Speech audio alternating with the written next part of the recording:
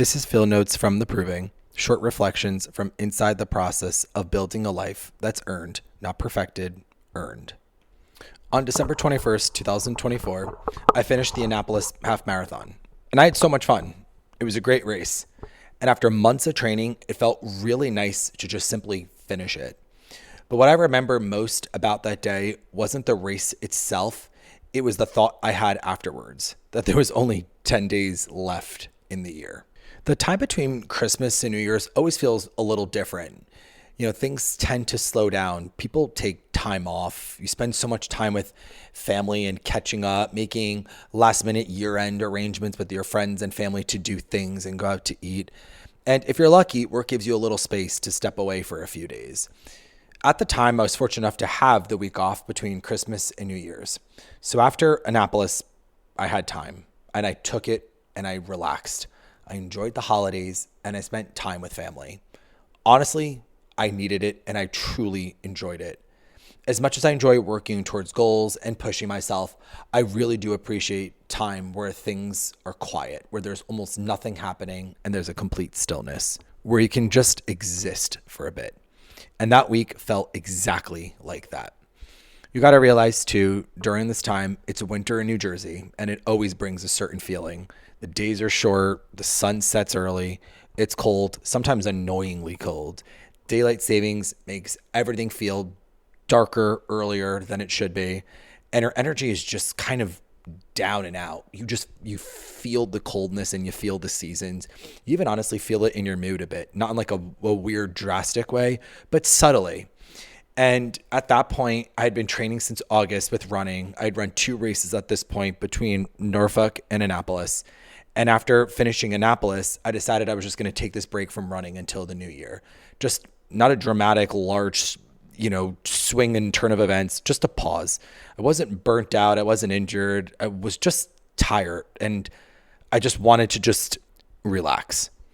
So I stopped running for the rest of the year, but I kept going to the gym. I've always been a weightlifter. I've always enjoyed weight training. I've always enjoyed kind of working on myself at the gym. I was always someone who enjoyed actually being at a gym itself and working out and kind of being inspired by other people's routines. And I've always was the person that watched, social media regarding new workouts and stuff. So I really did like that. So I kept up with that routine, but took a break from running. But if you know anything about me at this point or anything about perfectionists in general, you know that we don't sit still very well. Even when we're resting, our mind runs 10,000 miles an hour and we have to find something to do, whether it's something to try, something to learn, something to explore. So during that week between December 21st and December 31st, I decided to try something completely different, hand crocheting. Yes, I literally tried hand crocheting, which is something I'd never done before, but my grandmother was an incredible crocheter. She could make blankets and hats and scarves and everything, and I always admired that. So I thought it might be interesting to try it myself. Certainly, I did not expect to be good at it, actually quite the opposite. And part of the point was trying something where I knew I wouldn't be perfect or even want to maybe even continue it, just something new, something creative, something out of the box that's not running or lifting or performative or have metrics to it. So that week, I spent time learning how to crochet blankets very slowly, very, very, very imperfectly, but it was something different. And I really honestly enjoyed it. And looking back, that week was so simple. And I look back with such happiness with that week because I simply had an easy routine. I went to the gym, I relaxed, spent time with family, tried the crocheting. There wasn't a big goal. There wasn't a race on the calendar.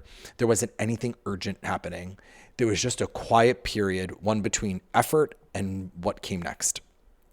And the winter tends to create that kind of space. I think for runners or families or people trying to change something in their lives, winter just brings a sense of slowness. And when things slow down, people tend to reflect a little bit more about what the next year might look like or what next year they're looking to perform or try or change in their life. For me, the end of 2024 was simply that, a quiet pause. 2 races completed, training finished, the holidays, and a little bit of rest. and a few small experiments to, I guess, try something new with my crocheting. Nothing dramatic, just space between two chapters. And sometimes those quiet spaces matter more than we realize.